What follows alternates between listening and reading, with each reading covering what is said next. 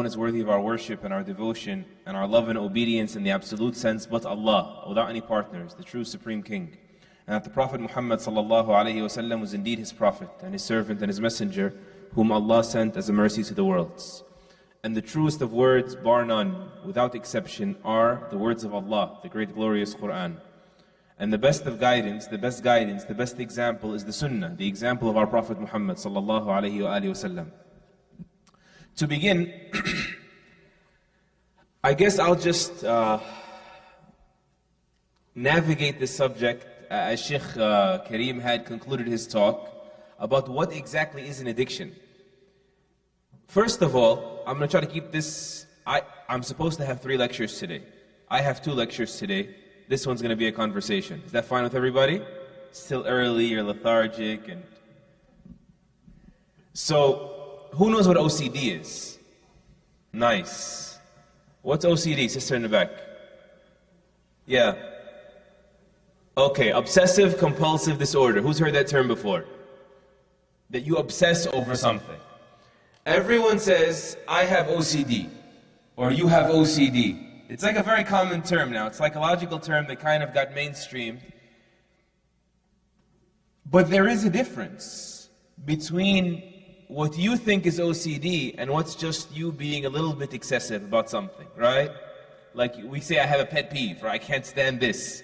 Can't stand people eating their fingernails, or, I don't know, picking their nose, or scraping across the chalkboard, or what's another one? Give me one. What's rubbing a balloon?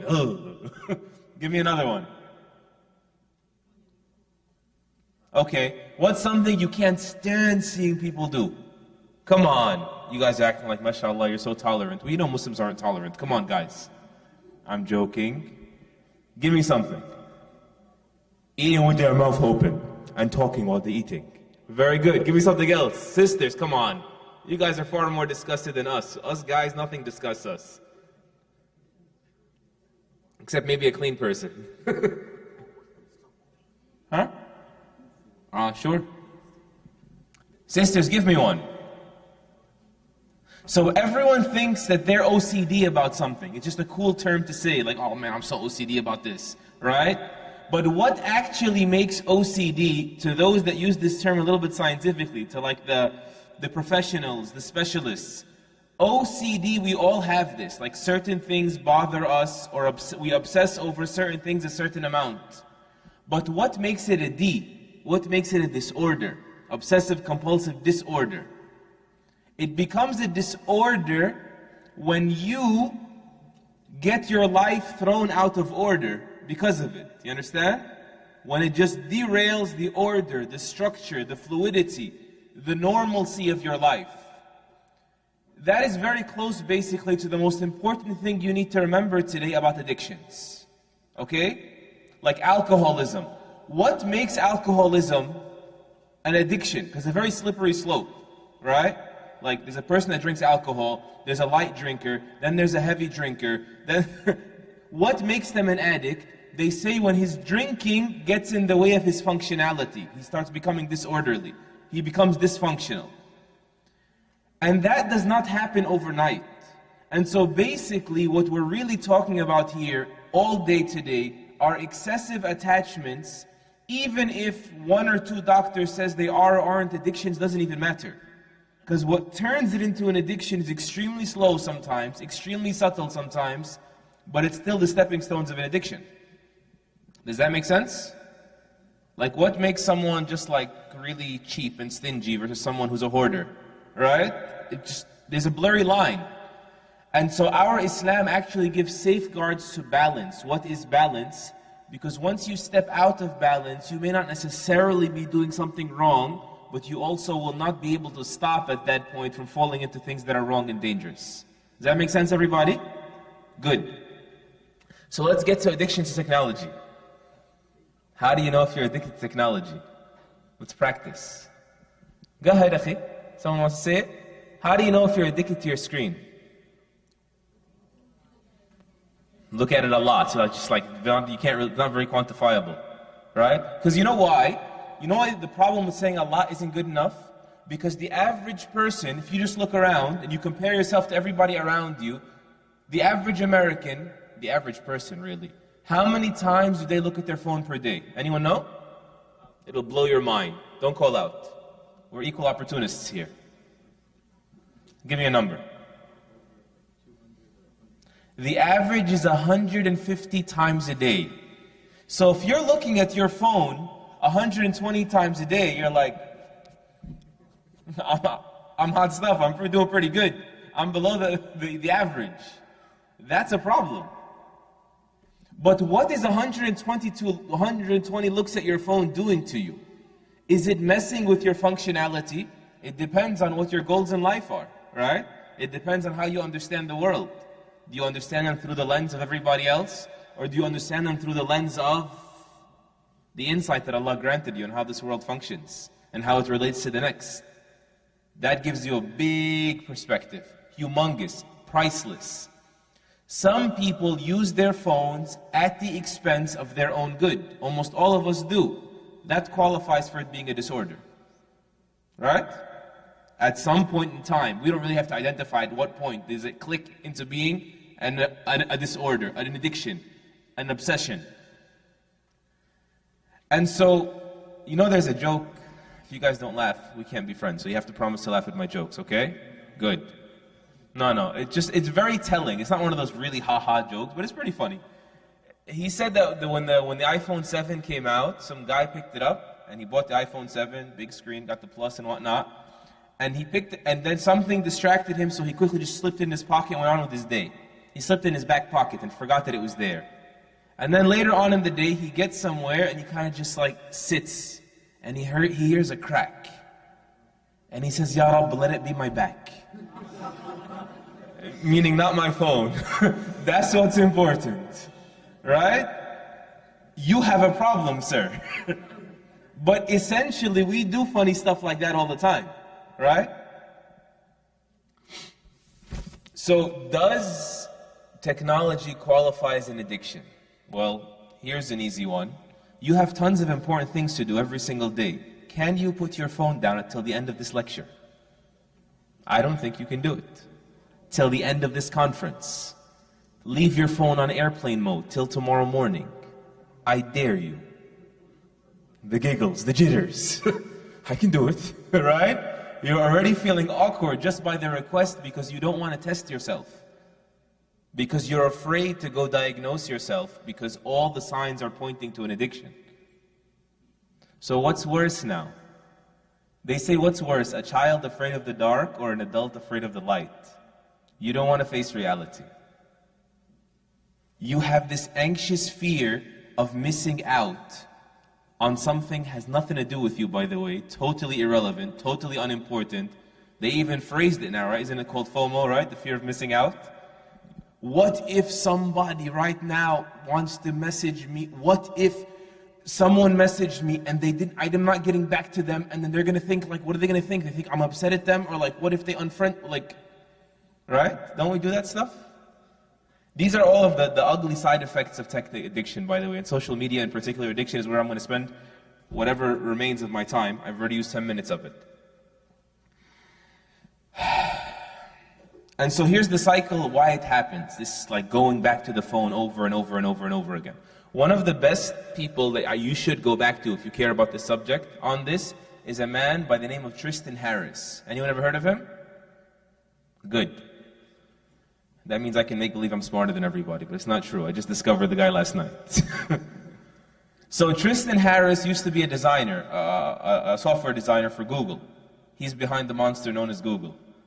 So he left Google, he walked away, and he's an ethicist right now. He works on like ethical technology, or trying to inject ethics into technology. And he's getting famous because everyone can relate to these problems, but it's not really working very well because there's really no incentive for those companies to become ethical. It doesn't make money to be ethical regarding the things he talks about. But basically he draws an amazing analogy. Because Sheikh Kareem, Hafidahullah, was going to speak to you a little bit about dopamine and the reward cycle, and so I guess I'll just do that now. Tristan Harris, he says, do you know what makes more money than all the movies, Like imagine all Netflix and everything else combined, right? All the movies and all of baseball. He adds what? Oh, and all the game parks, like Six Flags and Hershey, all the game parks. Add up all their money. Do you know what makes more money than them? He says slot machines. You know what a slot machine is? What's a slot machine? Huh? Yeah, again, when you put a coin, like how does coins, like how much does a movie cost, how much do the game parks cost, how does a slot machine make more money than all of that combined?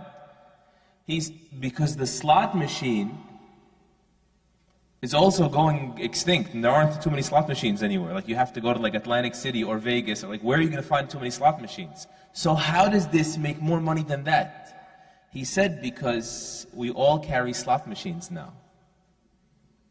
You see, this dopamine that gets released that I'll get to in a minute is the same. Dopamine is the happy hormone. It's the thing that drips. Ding, just things get happy, right? Your day gets a little sweeter for about a split second. And you sell yourself a lie, by the way. If I have time, I'll tell you how and why. But basically, he says, the way these things are designed, these softwares, these apps, this technology, is to keep you wondering what's going to happen next. What am I going to find next? They play on the suspense factor, the make it big factor, the find out news and tell it to everybody else factor before everybody. You just scroll down to refresh, right? That's the slot machine. You understand? How many people here have Twitter? Raise your hand. Nobody here has Twitter? Snapchat. Facebook? Instagram?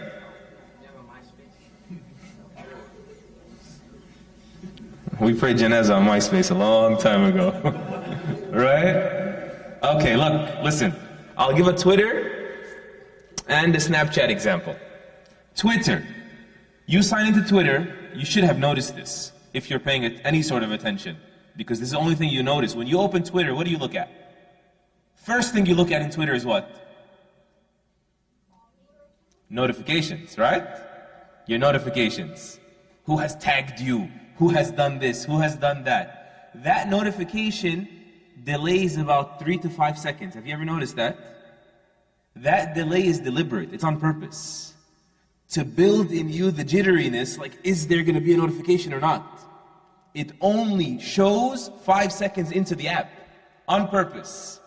To build in you the gambling feeling, by the way. Dopamine is released when you gamble. Is released, anyone else know? When you use alcohol, substance abuse in general, just substance use, I guess, right? Social media, and other things that will be for the adult-only sessions, right? Every single one of those releases this happy hormone, the happy chemical, if you will, right? And so this is how something like Twitter does it. Snapchat, you guys know about Snap streaks. Who's going to tell me about streaks on Snapchat? What are streaks? What's a streak?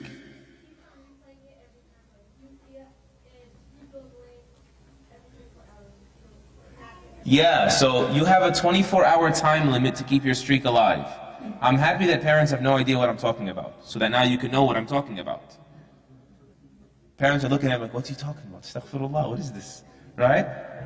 There's a big subject behind this. I hope I'll make sure to leave time for it, about what we can do to push back against all of this so that it doesn't become destructive, it doesn't become disorder, which it is for so many of us. So they have, your children or your Snap users have 24 hours to communicate with the person again to keep the streak alive. Basically, when you talk to somebody, you send them a picture, they send you a picture, you've snapped at each other. In 24 hours, if you communicate again, it adds to the streak. If you've spoken to someone 3 days in a row, a little fireball shows up in the corner of the screen, right?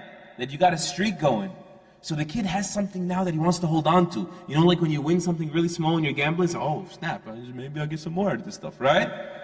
And so you continue building that streak to the point that children, there's a woman at Harvard who did a whole study just about this, Snapchat and how it formulates people's brains and how they process things.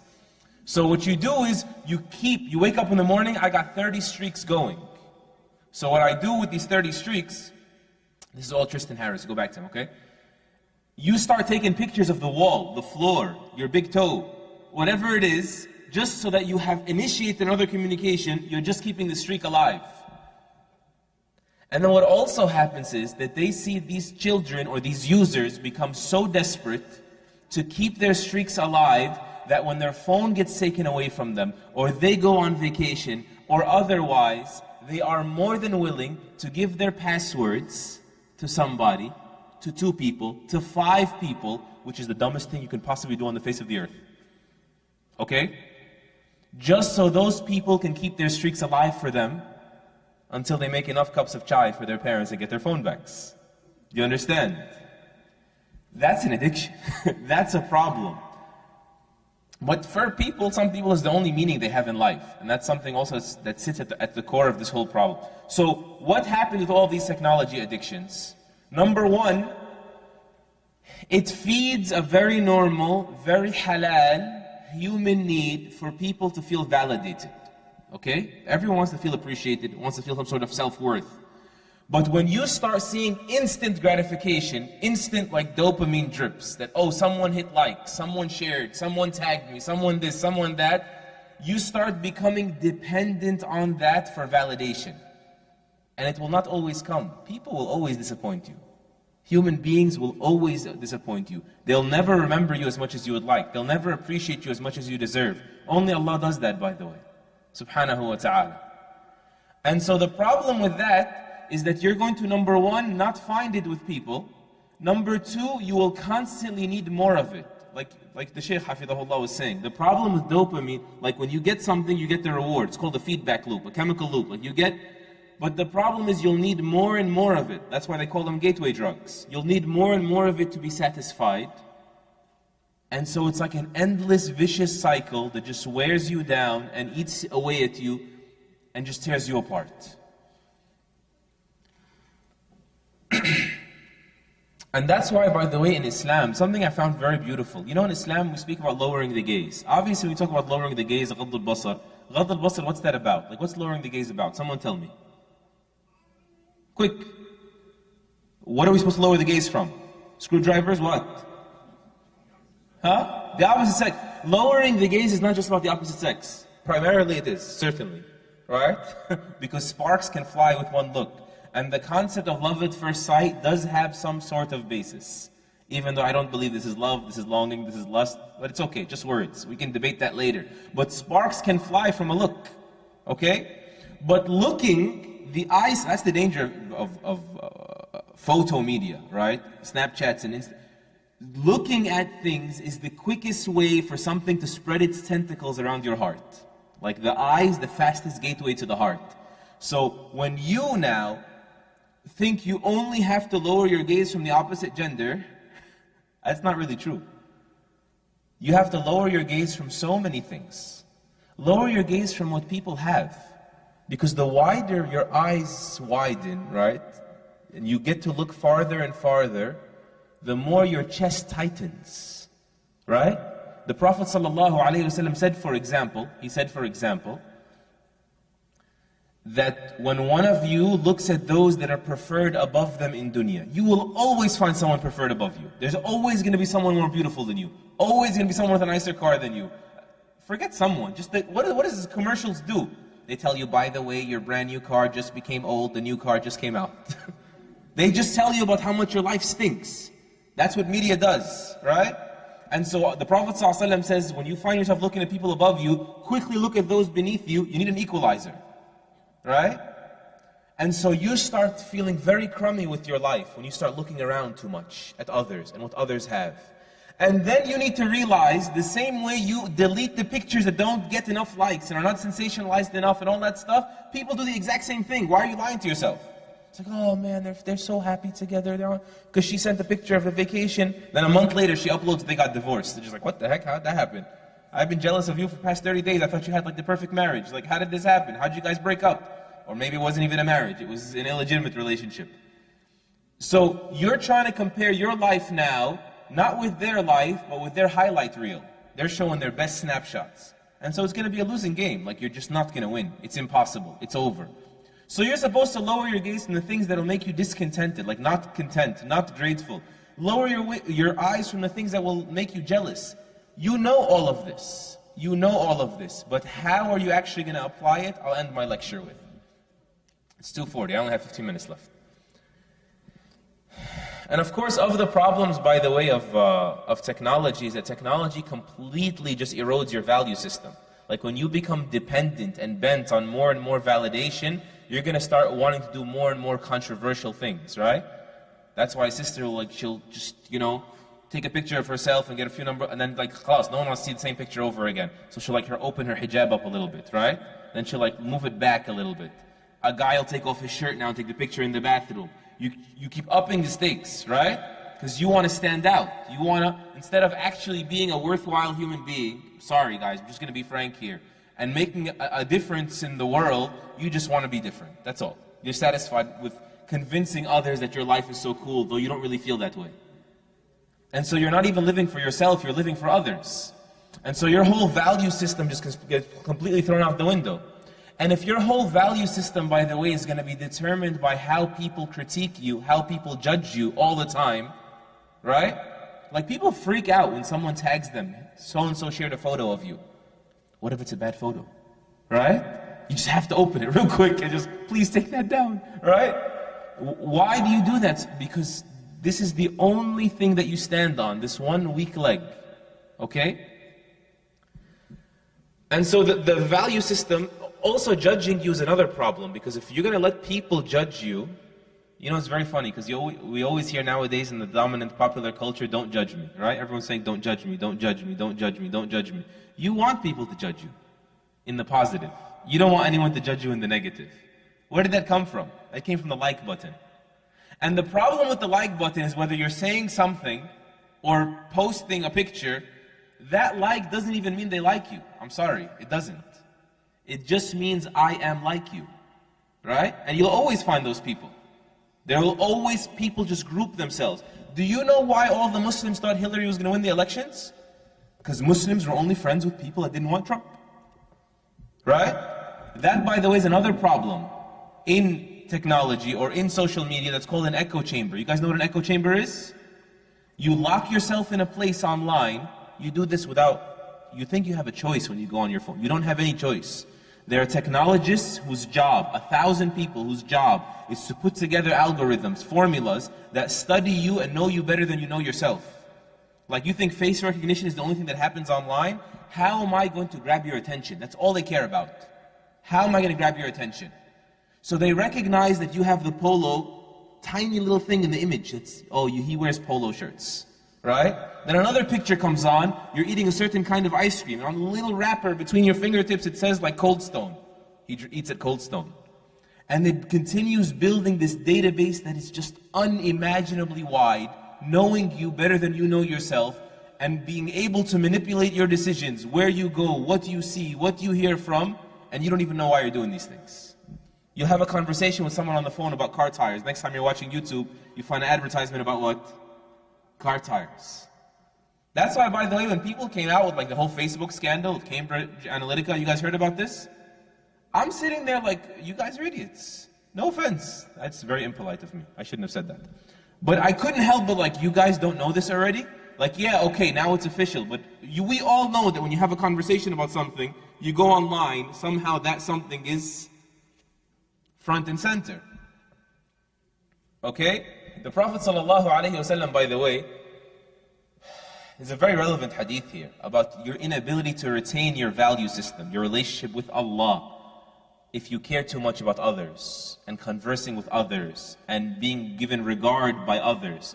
And he says, alayhi salatu wassalam, in the hadith of Ka'b ibn Malik radiyallahu anhu, مَا ذِئْبَانِ جَائِعَانِ أُرْسِلَ فِي غَنَمِ قَوْمٍ بِأَفْسَدَ لَهَا مِنْ حِرْصِ الرَّجُلِ عَلى الْمَالِ وَالشَّرَفِ لِدِينِهِ, which basically means that two hungry wolves being let loose among a flock of sheep will not do more damage to that flock of sheep. You can imagine 2 wolves being given a buffet after starving them for a few days. Being let loose amongst a flock of sheep will not do more damage to that flock of sheep than a person who cares too much about money and reputation, what that will do to their religion. It'll tear it apart. Echo chambers also shape your opinions. You're only going to be friends with people that are telling you what you're doing is right. And so your desire for validation, your shahwat, will flip into a confusion about right and wrong, shubuhat, doubts. You understand? It will reformulate the way you think. You'll assume beyond the shadow of a doubt, not for good reasons though, but beyond the shadow of a doubt that the wrong you're doing is actually right, because you found enough people tell you, yeah, forget your mom, she doesn't appreciate you, don't call her back. Right? And there's a lot to discuss, and I know throwing like haymakers on this subject right now, just for the sake of time. But by the way, the studies on the dangers of technology and the ability to be interrupted at any given moment, because of everyone's so connected, everyone is so connected, right? So even when you're not, let's be honest guys, even when you're not being messaged, no bing, no notification, you feel like there's a notification. Raise your hand if you've ever felt a text message and you look at your phone, there was no text message. Be honest. I get it all the time, right? It's called the itis. You have that's an issue. You know what that does, by the way? That causes what they call, scientists when they studied this in people, that you now go through what's called self-interruption. You can't think straight anymore. Who feels like for some strange reason they're getting worse at counting the number of rak'at they pray in salah? It's like, what the heck is going on? Like I used to wonder, is this second or third rak'ah? And I'm like, is this the fourth rak'ah or the first rak'ah? You know? Like, did I just pray 8 rak'ahs or not? This is not you. This is a generation that is being torn apart like this. And even if it's not self-interruption, no one deserves that kind of access to you guys. Nobody. No one deserves that kind of access to you. You know, some studies, they show that when a person's train of thought, like you're doing some sort of work, and someone messages you about something, they distract you or calls you from another room, it takes another 23 minutes to regain your focus again. When you get a message on your phone, it takes you like 20 minutes to get over, like the message and all, the whole bunch of other notifications, right? You get through everything else, it's 20, then another 23, then nothing's getting done. The ummah is waiting, your deen is waiting, the angel of death is waiting, your mom and dad are waiting, and I'm so busy. You've put yourself under the illusion that you're so busy. And also our relationships aren't any better. Like we've connected to a level where we're so disconnected. Because your social sphere also is not meant to be like that. It's not natural. But you think all these people can like me. All these people can post, can talk about. All these people can make me go viral. And so our social sphere is like 1,000 miles wide or more, but it's only like 1 inch deep. Who's really there for you when you're really happy and they really care? Who's really there for you when you're really sad and you really need them? It's very superficial relationships is another big problem with technology. You've really ignored them because you're so self-invested in yourself. And so they're really going to ignore you also because they're so self-invested. You know, guys, if you don't, like, I just give you one small example. A brother, there's just so many examples, I don't know which one to give. He's so bent on getting famous on YouTube. Okay? Just one example, right? And he's struggling, he's trying to get that one video right that's actually gonna, hit the rails and just like go viral. And everything about this is making him so sad that he's not able to do this. Because that's the thing to do.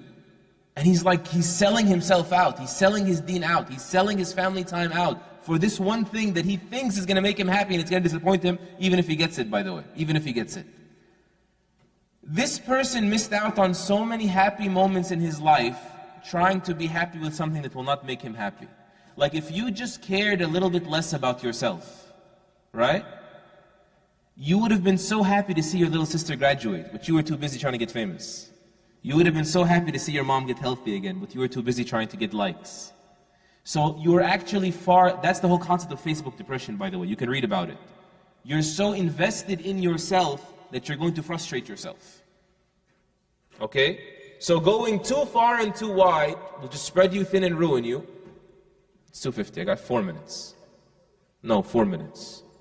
I'm joking with you, just fine. I love you, akhi. Don't worry, you can speak to management. They'll never invite me back, inshallah. And keeping it too locked in is also going to destroy you. And the phone actually does both at the exact same time. Is that clear, everybody? You connecting with the whole world for selfish reasons, and everyone else is doing it as well, so life becomes really, really miserable. Because you're bent on this dunya. You think it'll satisfy you. There's nothing down here that will satisfy you, by the way. And that's where I wanted my conclusion. You know, I translated something from Ibn al-Qayyim rahimahullah, who's just really good at this, at psycho, spirituality type subjects. And he says something that I want you to take really to heart. He says, rahimahullah, in the heart there exists an anxiousness. Like we're all restless, we're just jittery when we pull our phones out or go get us another snack and another snack. There's always something like this. Even if it's been turned into beast mode and mutated in the age of social media and technology. But this has always existed. He says, in the heart there exists an anxiousness that nothing can calm but drawing nearer to Allah.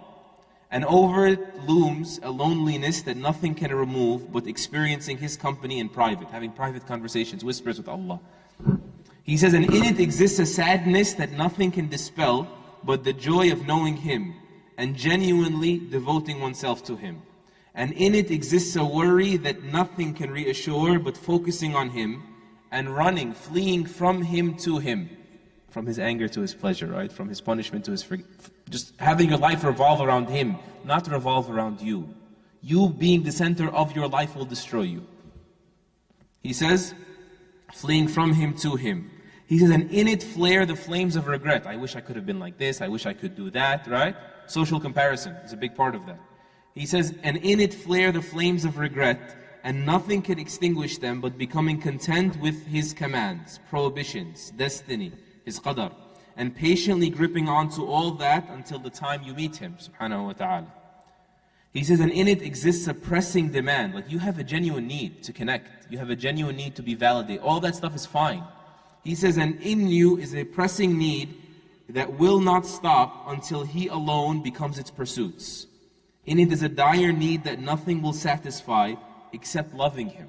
That's really your need. That's what you're looking for. You just don't know what you're looking for. You're looking for inner peace. You're looking for happiness. It only exists in one place.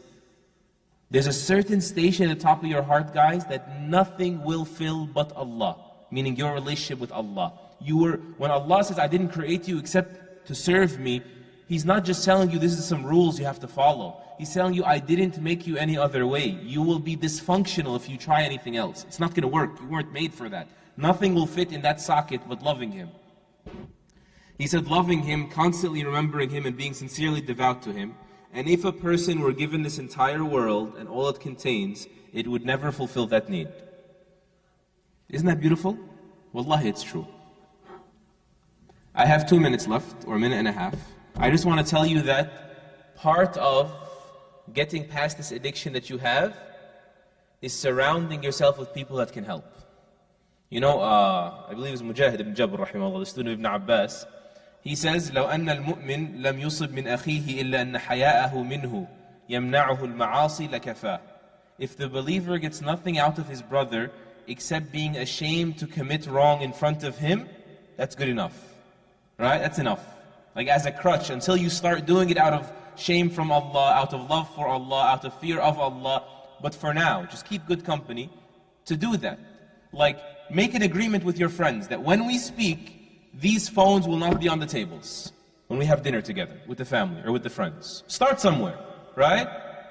Because this means on the table that I'm with you, but you're really not that important, right? If something comes, I'm going to answer it. You know? Part of that, by the way, is trying to have something that closes your phone. So that, you know, like it buzzes and you go.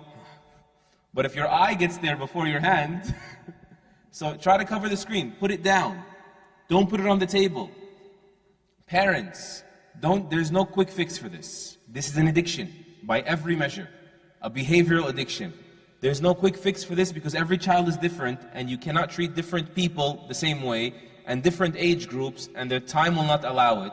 But if your children are of an age that I trust your discretion, that it would be reasonable to do this, even if it's going to be sour, you need to get them through the disconnect and the withdrawal phase with patience and gentleness. I know a parent, a non-Muslim parent, I think she went, it was very famous, an article she wrote.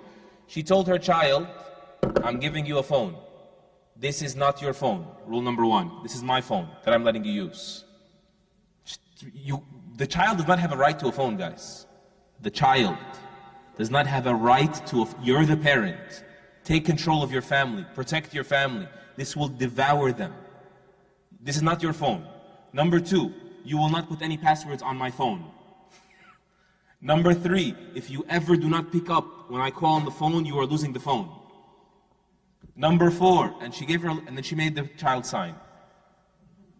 This sense of like entitlement that I have a right to a phone, it's mine, it's unrestricted. The phones don't go to the bedroom. You put them in a basket at the bottom of the stairs or in the kitchen. No private time with the phones. You can go on YouTube and watch the story of the guy who went around talking to parents saying, I bet you your daughter will speak to me anonymously with a fake account and meet me in the middle of the night. And every single parent said no. My daughter would never do something so stupid. And time again, they grabbed her and pulled her in the van, and she's screaming. Her life would have been over if this was real, and her parents were in the van. This was pre-planned. Okay? Please don't be that person. That you don't even validate sometimes the emotions of our daughters and make them emotionally satisfied, and then open the door for someone to punk them with a word and make them think they're going to actually care about them.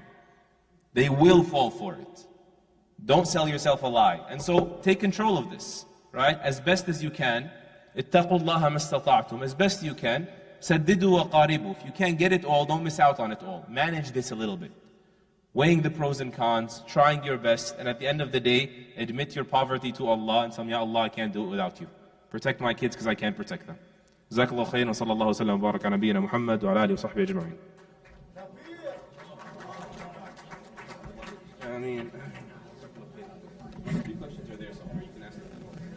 Okay, Jazakallah. Here, 3 questions are here. You want to do that? You want me to do it? Yeah, go ahead, do it real fast. Just to save time, guys. Of the many that Sheikh Kareem began with, I skipped.